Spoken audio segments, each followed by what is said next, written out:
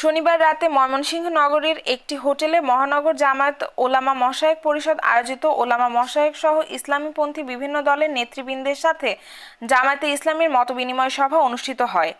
মহানগর জামায়াতের আমির কামরুল আহসান এমরুলের সভাপতিত্বে এবং ওলামা মশায়েখ পরিষদ বিভাগের সভাপতি মাওলানা মাহফুজুর রহমান পাঠানের সঞ্চালনায় সভায় বক্তব্য রাখেন জামায়াতের জেলা আমির আব্দুল করিম,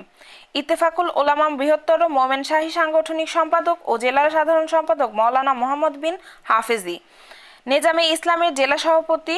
মাওলানা আজিজুল হক, সাধারণ সম্পাদক মাওলানা শরীফুর রহমান, খেলাফত মজলিসের জেলা সভাপতি মাওলানা নজরুল ইসলাম, সাধারণ সম্পাদক মাওলানা আব্দুল করিম, মহানগর জামায়াতের সাধারণ সম্পাদক অধ্যাপক শহীদুল্লাহ কায়সার, নায়েবে আমির আসাদুজ্জামান সোহেল, ন্যাশনাল ডক্টরস ফোরামের জেলা সভাপতি অধ্যাপক ডক্টর শাহাবুদ্দিন আহমেদ চৌধুরী ও প্রমুখ ব্যক্তিবর্গ।